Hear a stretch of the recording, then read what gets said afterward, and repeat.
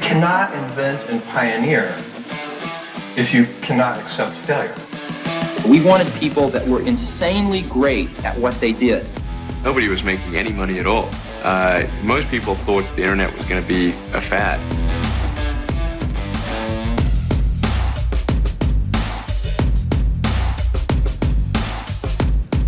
All right. Today on the podcast, I have a former professional baseball player turned financial advisor, if that's the category we want to say, who also has a really strong Twitter account that I recommend everybody go to. But we got Jacob Turner on. Jacob, welcome to the podcast, man. Yeah, man, Jim, I appreciate you having me on. Really looking forward to the conversation today. Yeah, I saw some of your content and I was like, I got to talk to this guy. So I sent you I slid into your DMs and here we are now. But well, first, tell me, I want to, who are you and, what is your business? And can you talk anything around, size of the team or the company, any metrics, just so people have a flavor for it? Yeah. So, just to give you a 30-second background, because I think it leads better into what our business is today, but I played professional baseball for 11 years from the time I was 18 to the time I was 29. When I got done playing baseball, I've always loved personal finance. So moved into that industry, realized I was a really bad employee and that I really wanted to build something more specific. So we started our firm, which is today JL Strategic Wealth. And really what we do is we help athletes and entrepreneurs navigate everything around money. So that firm started at the beginning of 2021. And really the goal of our firm from day one has been to build what I would describe as a small giant, like a truly boutique firm that serves a specific group of clients in a really meaningful way. So as we sit today, we have 3 folks directly on the team. And the way that we've tried to build the firm out is to truly focus on strategic partnerships. So a lot of our work with families, which I'm sure we'll dive into, it revolves around coordinating a lot of the different aspects of their financial lives. So as I view it, not always the best person is the person down the hall from you. So how can we help build out those strategic partnerships, which is what we've been focused on really the past 2 years. Okay, that's cool. I want to get into it because I want to talk about if I can resurrect my NBA career, how you can help me either be like LeBron and start my own tequila line, if that's the right way to invest my money, or if I just do it in the S&P. But before we get into that, I want to dig into the fact that you played in the major leagues. You were drafted. Give more color on what was your life like before doing this? And I'm also interested, there's always I'm a huge basketball fan though. It's around the welcome to the NBA moment where you get dunked on by somebody or you're carrying someone's bags. But I think that's such a cool experience to have had. Would love to learn more about it. Yeah, so I got drafted in 2009. I was the 9th overall pick in the 2009 draft. So as an 18-year-old, I had the blessing of coming into a lot of money and also the potential curse of coming into a lot of money in a really short period of time, which has really helped shape kind of my views on life and money. And when you talk about that welcome to the big leagues moment, I can remember, so as an 18-year-old, because I signed this big contract, I signed what's called a major league deal. So in baseball, when you go to spring training, they have minor league spring training and they have major league spring training. So what we see on TV is major league spring training, but on the minor league side, there's another 150 guys that are going to go to different affiliates during the year. But because I signed this big contract out of high school, I'm this 18-year-old that gets to go to major league spring training. So I went from pitching in high school to 6 months later, I'm in the clubhouse with guys like Justin Verlander and Miguel Cabrera and Max Scherzer, guys that I had watched on TV. And to be honest with you, Jim, I was a little starstruck. I felt like an imposter. I remember walking into the clubhouse the first day and just thinking am I in the right place? Where's my locker? I'm really doing this thing. And I think one of my welcome to the big leagues moments in spring training was, I remember the very first day of spring training. So this is my very first professional day, right? And I want to say stretch was at 9 o'clock. And I roll in at 8:30. I'm an 18-year-old. I don't really know any different. And all the media is there. These guys have been there what seems for hours. And I'm thinking in my head, why is everybody there so early? Well, sure enough, everybody gets there 2.5 hours before stretch to warm up and get ready. And here I am, this 18-year-old first round pick rolling in 30 minutes before stretch. So needless to say, I definitely got a little bit of a talking to by some of the guys. Can have someone giving you a heads up, it's like that's setting you up to fail. That's pretty good. What so like like can you what like how big was the contract that you signed when you're 18? Yeah, so I signed a contract that paid me a $5.5 million signing bonus, and it ended up paying me about $7 million in total.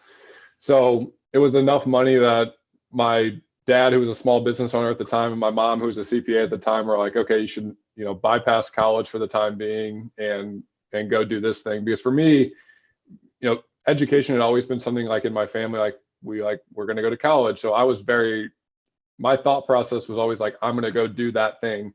And then I have all this money in front of me. I have this great opportunity with the Tigers, and it just ended up being a better opportunity to take that route.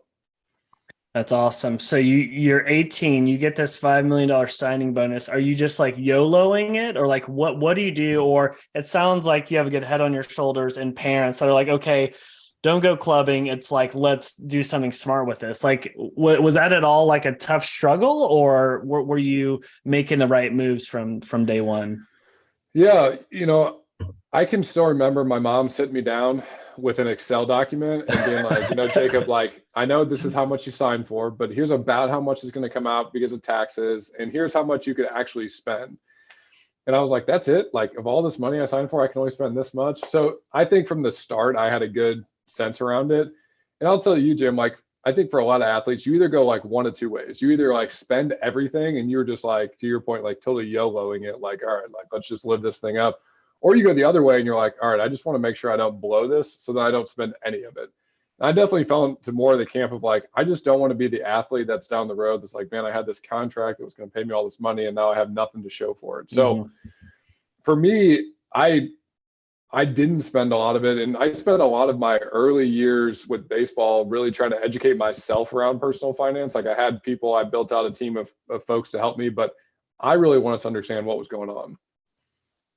And so this kind of leads to your career with what you've built now. Like, as you are interfacing with people in the major leagues, like where is it going well with people and managing their finances? And are you seeing where it's not going well, where they're not getting advice or they're getting the wrong advice and how they make money? Like, were you seeing that firsthand? Yeah, I think the two things that I would say is one of the biggest issues that I see, Jim, is that my industry in particular, the wealth management industry, produces product first and advice second. And really what it should be is advice first and product second. And the way that I describe that is like the product, whether it's an investment product, an insurance solution, no matter what it is for your life, right? It's just the fuel that you have to help you get moving on the plan that you're on. But if you don't have the plan in the first place and you try to implement a product, generally it's not in your best interest.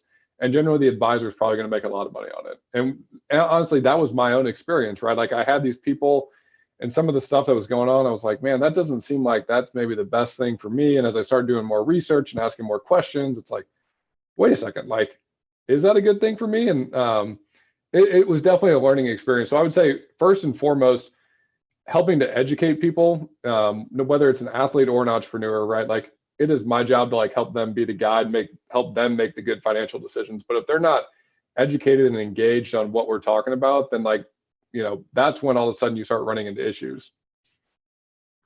Gotcha. That makes total sense. And so at what point in your professional baseball career did you realize, okay, it's time to hang it up?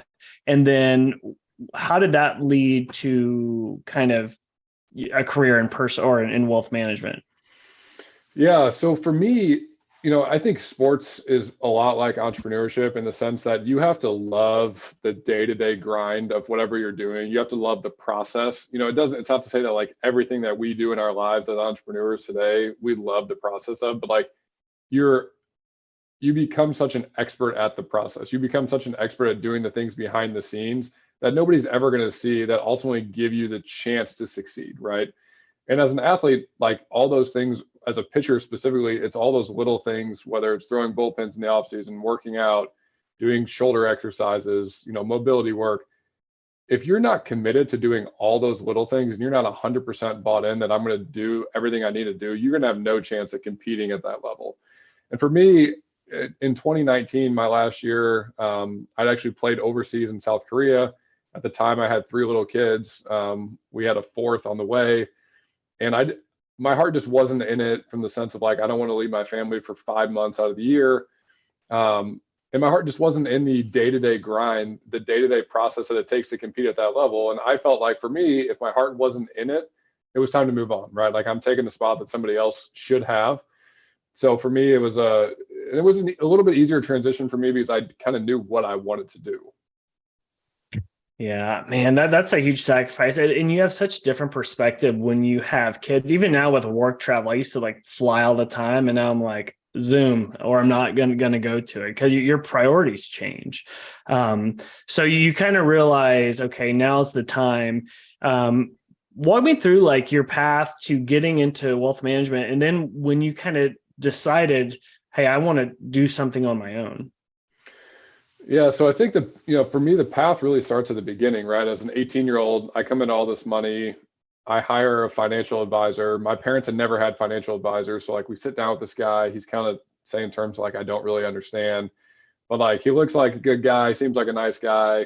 And I'm like, all right, we'll sign up. And throughout that process, I am, reading personal finance books, I'm educating myself, I'm finding resources online.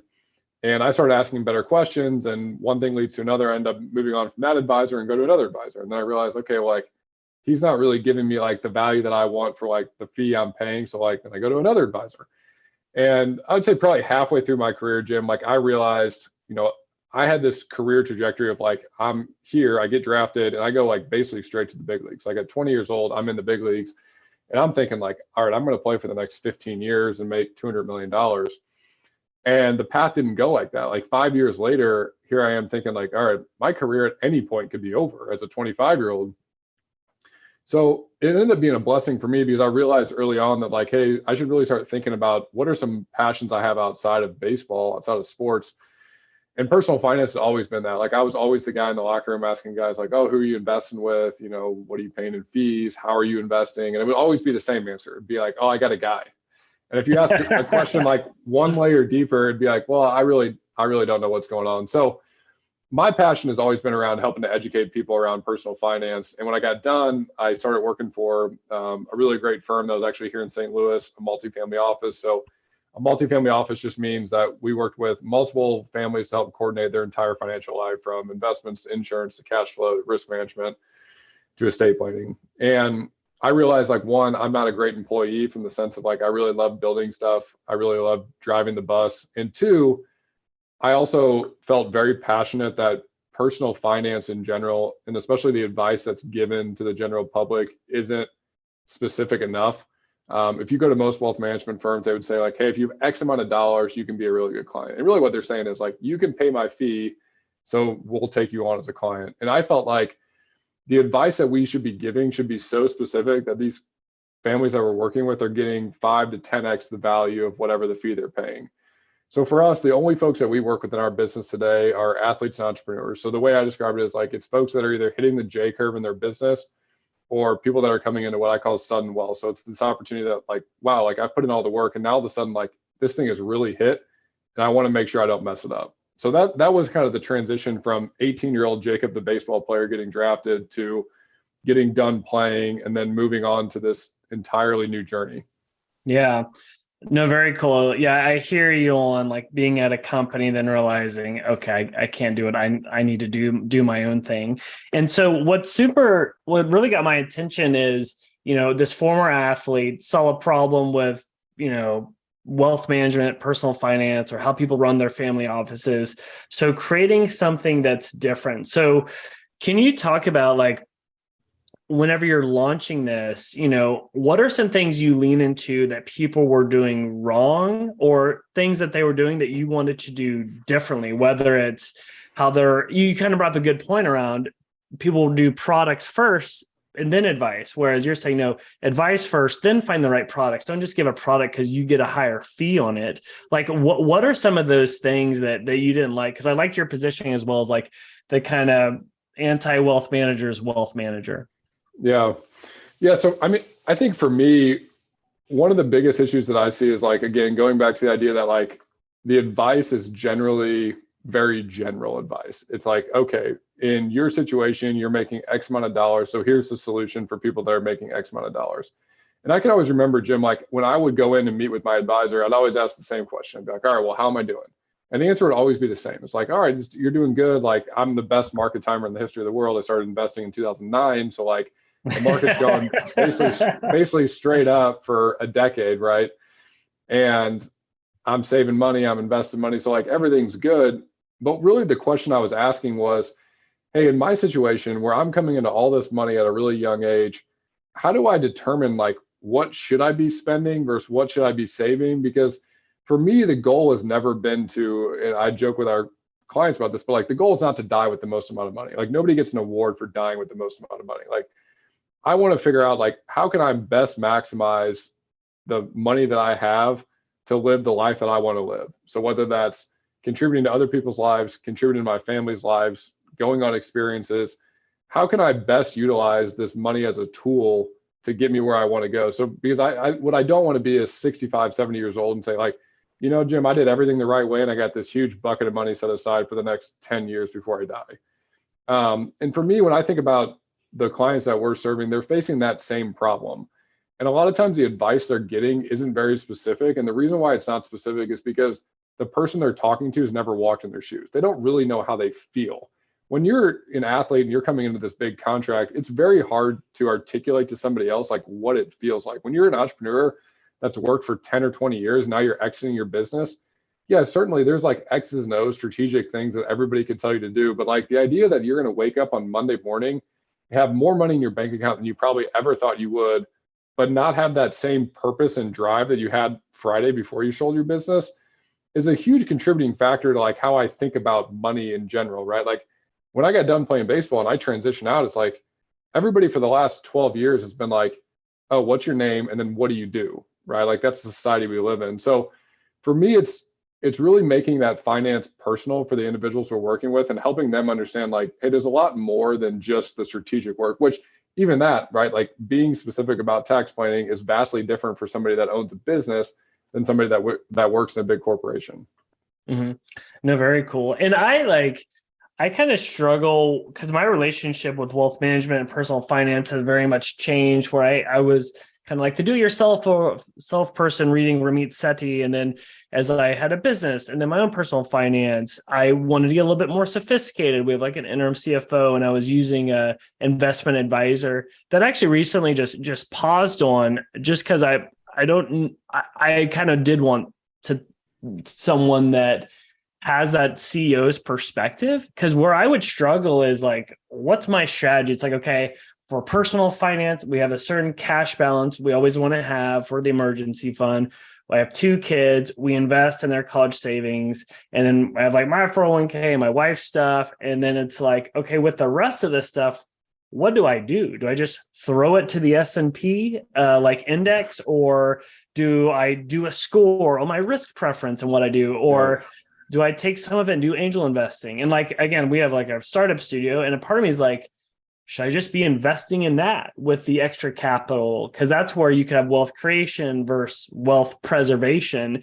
And I just have more questions than answers. And you also said something interesting around this idea of a family office, because I really had no idea what that meant. And you and I were talking beforehand, we're both in an entrepreneurship group, EO, and someone came in and talked about the family office, and you could probably define it much better than me. But where it clicked was, it's like, oh, it's the person that connects the dots on your personal finances, your insurance policies, your tax accounting, and like all these other things to really have that holistic view. And I was like, oh, I see some great value in that. And so I guess my question for you as I'm just rambling here is like, whenever you hear these CEOs come to you or athletes come to you that are asking these questions on what to do after the baseline, how do you help walk them through like that right strategy or how they should be even approaching this? Because you also said something I liked around, what is the lifestyle you want? Because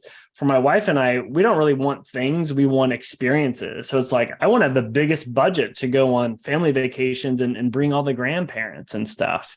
But I don't know how you manage these people that are clearly like either type A or are really strong at what they do, and then you have to be the authority on finance. Like, how do you kind of manage all of that?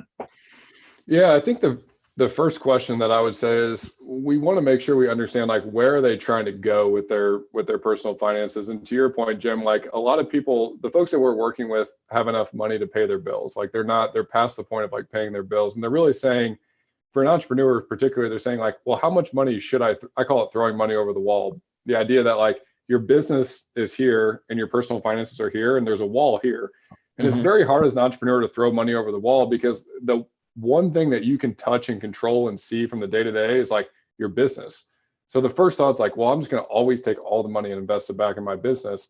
And what I would say is like, that can certainly be a way to generate extremely high rates of return, right? The IRRs should be higher in your business than anything else. If it's not, it shouldn't be your main thing, right? You should be doing something else.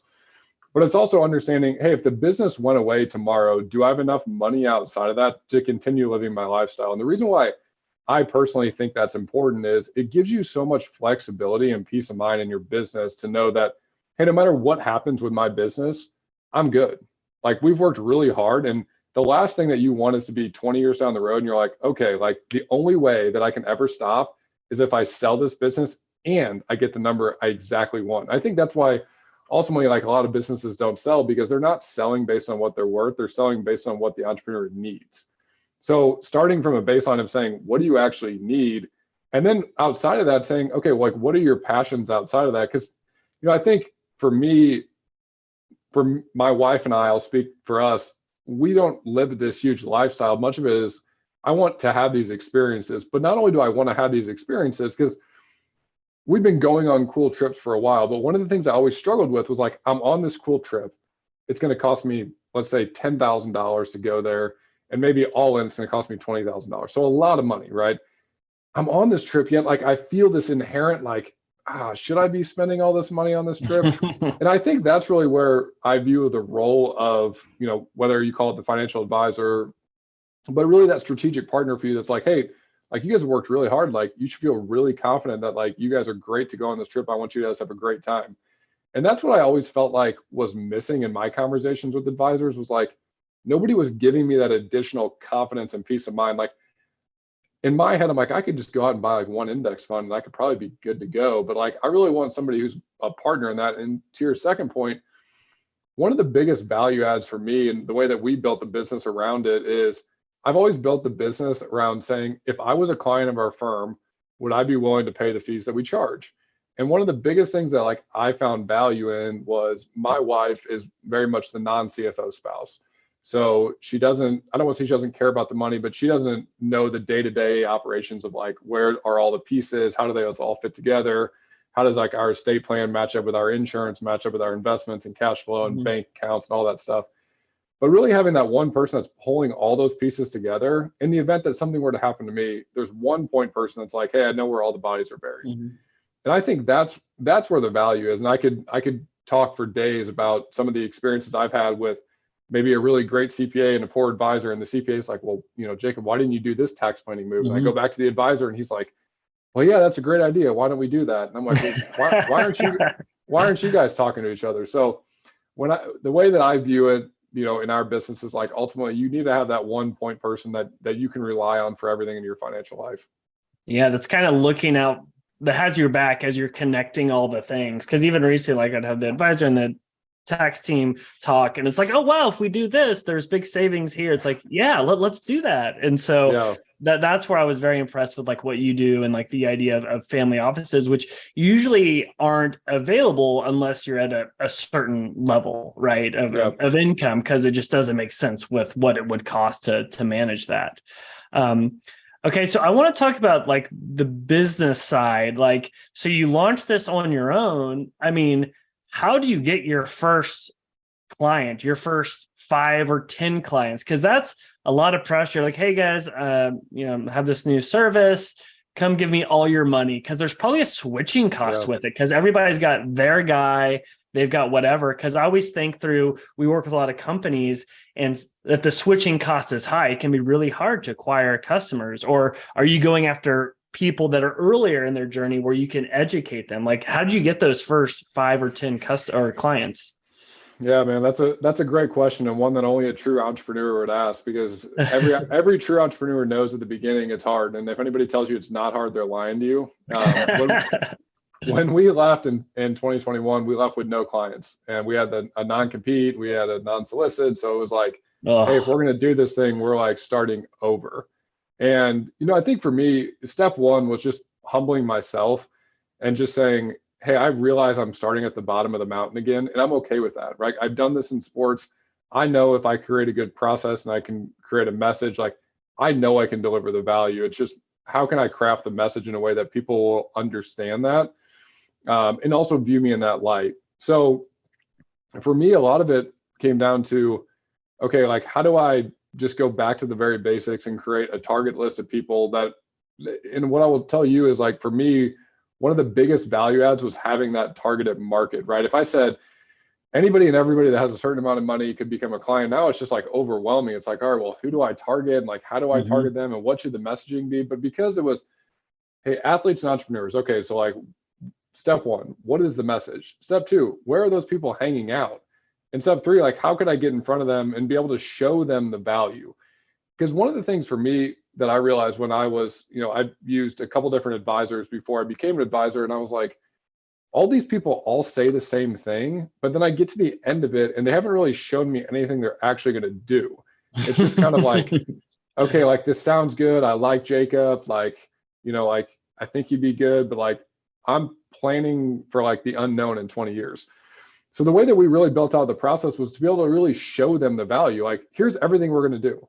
And at the end, like they can take that deliverable and they can just go implement it on their own, or they can say, hey, we want to have a partner and we really want you to execute on this for us. So a lot of it was crafting that entire process. And then the hard work was just being consistent about getting in front of folks, right? Like, as you know, in your business, like there's no easy way to convince somebody that you're the right person. And especially in our business, right? It's a huge blessing when somebody comes to us and they say like, hey, Jacob, like everything that, I've worked for and my spouse has worked for, we're entrusting to you. Like, what a huge blessing, but it's also a massive transfer of trust.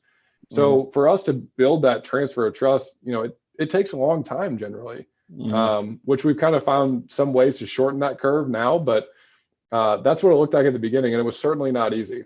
Yeah. So are you like kind of bottoms up approach, just like manually reaching out to people, be like, hey, we're launching this and like you guys would be a great fit? Or did you lean more into athletes out of the gate or entrepreneurs? Like who were those first customers or clients? Yeah, I leaned a little bit more into athletes because one, I had some relationships that I knew some folks I felt like I could probably help. And then from the entrepreneur world, like in 2021, when I view like how I view entrepreneurship today in 2023 versus how I viewed it in 2021, my eyes have just been so open to like the amazing group of people out there that are building businesses that you've never heard of that are doing Mm-hmm. great things. I didn't really know in 2021, like, where are those people hanging out? Like, how do I get in front of those people, right? Like, as you know, Jim, like you could be in a coffee shop and you could have a coffee shop entrepreneur that's just sitting down, like wearing shorts and a t-shirt, and like he's crushing the game.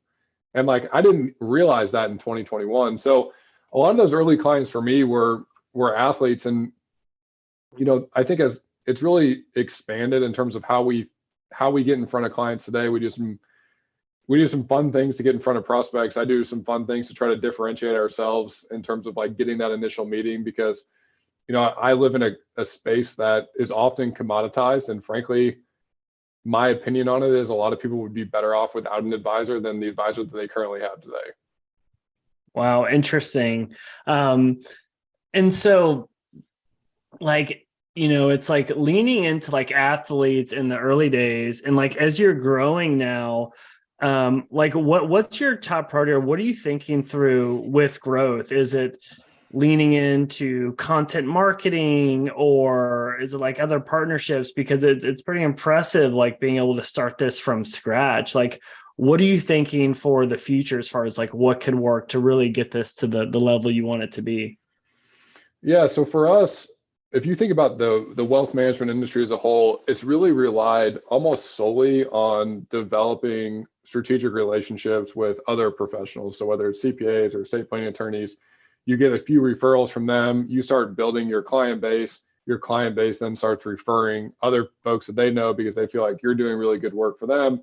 And over the course of like 20 years, you build yourself like a nice little book of business and you go on your way. And really what we've said is, okay, but if what is, it started with that question of where are the people that we would do our best work for living? And really where they're living is like on different social platforms, whether it's Twitter or Instagram, YouTube. And how do we get the educational content out there for them to be able to see that there's something different in this space that actually relates to them? So as we've looked in terms of growth, I mean, it's almost all content marketing now in terms of what the growth looks like. Twitter is my main education platform where, you know, and a lot of it is I'm just putting out like what I do. I started a newsletter where I just write about like what I do. And the goal of that is just to be able to show people, hey, here's like what I do. Like, you don't have to do it, but here's like the reason behind what I'm doing. And I think a lot of that comes from my own personal experiences, Jim. Like, I worked with an advisor one time and I had this super complex portfolio and all these different funds. And I asked him one time, I was like, well, what are you investing in? And he was like, oh, I just invest in these few ETFs. And I was like, okay, so like, why am I investing in this? He's like, oh, well, that's what our, you know, proprietary data shows. And I was like, okay, but isn't that costing me a lot of money to invest in that? Well, yeah, but I think for your situation, it makes sense. And I was like, but for your situation, it doesn't. And it's not to say that like I should be invested the same way as our clients, because I get that on Twitter. Oh, like everybody, I get that. But from a baseline standpoint, I think that's what most folks miss, is that like the people that they're working with either don't have any money to invest as the advisor, or the advisor is invested far differently than how he's telling his clients, which is one of my biggest issues with the industry as a whole. Yeah. Well, I think that's like with both your personas, you fit both of them. You're an athlete and you're also an entrepreneur, right? So you can really kind of sit side by side and be very aligned. Because I love it when you can market to a persona that is yourself, because it's much easier, you know, the language to speak, and you can be much more authentic. So for people thinking through this, like, okay, when I get to 2 million in wealth, I want to work with Jacob. Like, what would be some of the stuff you would be recommending? And you can even take a use case like mine, where it's like, I've got 2 kids, so I'm like thinking through that. I have a business. I thought you did a really good job of laying out, because I struggle, because it's like, yeah, my business beats the S&P 500. So like, let me invest in my business over the S&P. But it's like, is that the right thing? And you kind of mentioned some of those deliverables. What are some of those that really raise the eyebrows on your clients for like, oh, wow, I see the value, and like, it kind of earns their trust?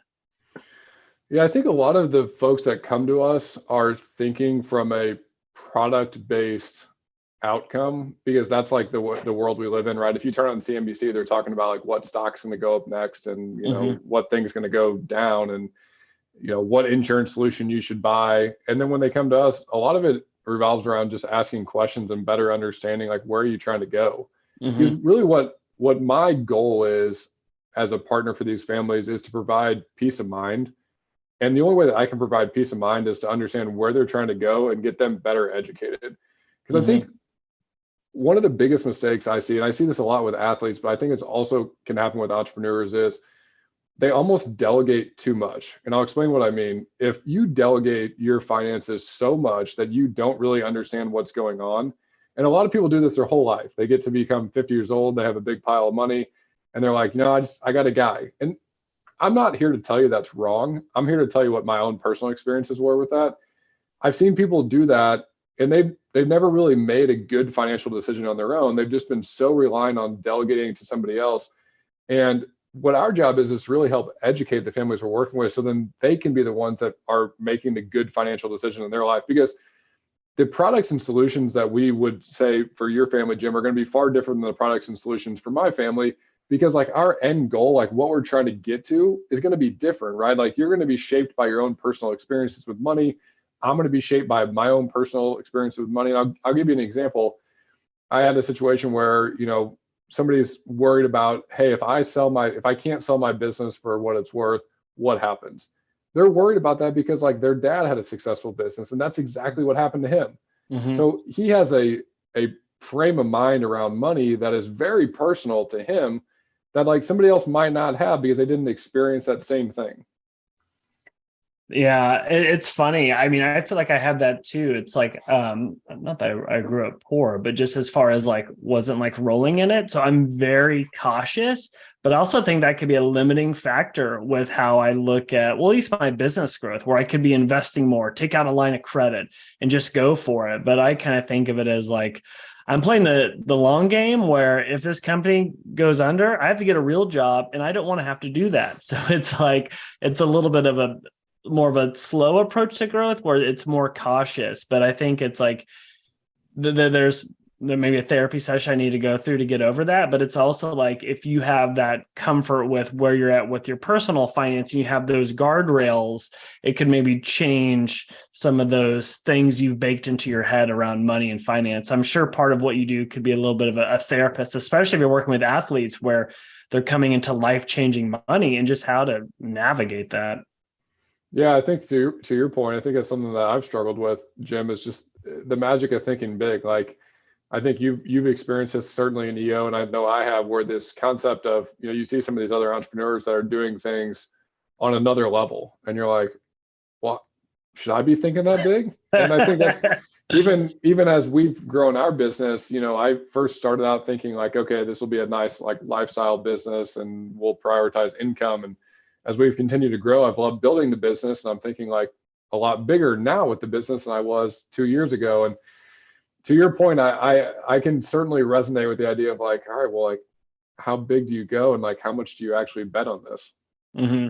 Yeah, it's something that I constantly struggle with. Even with our little startup studio, we like made a new hire, and it's like, okay, they'll cut into margins, but I think the ROI is there. But it's like, it's all a big guessing game, I guess.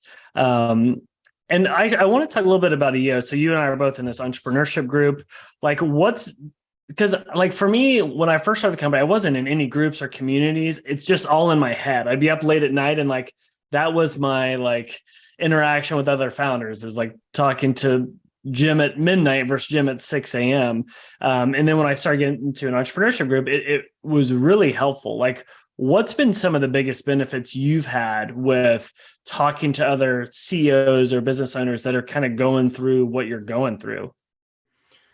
I think as an entrepreneur, you have to be humble enough to realize that you don't have all the answers, and that there's going to always be something that you're experiencing that you've never experienced before. And although Google and artificial intelligence can give us all the answers online, it's how do I connect those answers to my own situation and my own life.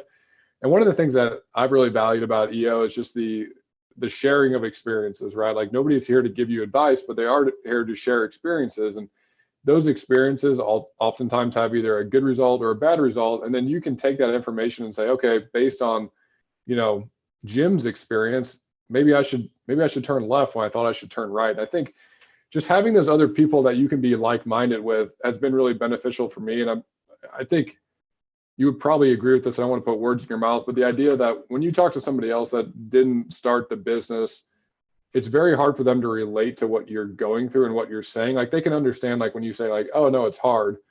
They can understand when you say like, oh no, like my mind never shuts off. But like, do you really understand what I mean? Like it doesn't shut off at 5 o'clock on Friday. It just like perpetually goes. And then I think also, the other thing that has been helpful for me is like, what does life outside of my business look like? And being able to talk to people about, how do I show up for my family and show up for my wife the same way that I show up for my business? Oh yeah, that's a hard switch to turn off sometimes, especially me when I work from home a lot of times. All of a sudden the kids are in the door. I'm like, oh wait, okay, take the business hat off and put the dad hat on. But it's like if you have those fires burning, it's hard to do that.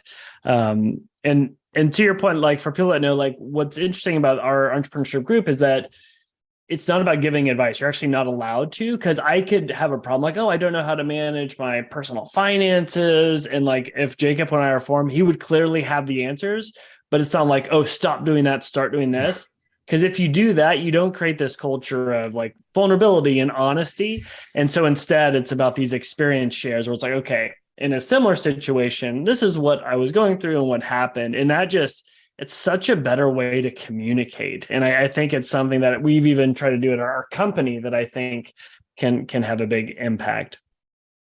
Yeah, I just think having folks in your life that you can truly be open and authentic with and share the real stuff that's going on behind the scenes that nobody else sees, and knowing that it's a space that isn't going to get out, right? Because we all live in a world where everybody's worried about like, oh, if I tell somebody that, are they going to go share it with somebody else? And I would just encourage any entrepreneur out there to find like-minded people to be around, whether it's a formal group or not. It's been super helpful for me. Yeah, no, same here. Well, one question that I always like to ask is, what is the nicest thing anyone's ever done for you in your professional career? This is a simple response, but I would say just responded. And I'll give you an example. So when I was playing professional baseball, everybody would respond to any request I had, right? Like if I reach out to somebody and they realize I'm a professional baseball player, they're generally going to respond. When I got done playing professional baseball and I'm this new entrepreneur with this business that is just getting off the ground, getting some of those people to respond was not so easy. And I can think of a couple people that responded to emails. One guy who like nothing has come of it other than like we had a couple phone calls and like he just gave me some advice that was really helpful. And he didn't need to give that to me. Like he had a successful business he was running and he just took time out of his day, like 15 minutes, to like have a phone call with me. And like, I remember that. And like, it's always stuck with me to the point that I've always told myself that, hey, Jacob, just always remember when you're down the road, like if somebody reaches out with like a genuine, hey, can you help me with this issue? And I think I can help them and I have time to help them, like try to help them, because that, it just went a long way in my business, realizing that like, hey man, there's like really good people out there to help you, because entrepreneurship in general can feel really lonely. It can look really cool at the tip of the iceberg when you see like the success, but underneath that, there's certainly some lonely days when you're laying in bed thinking like, what is tomorrow going to look like?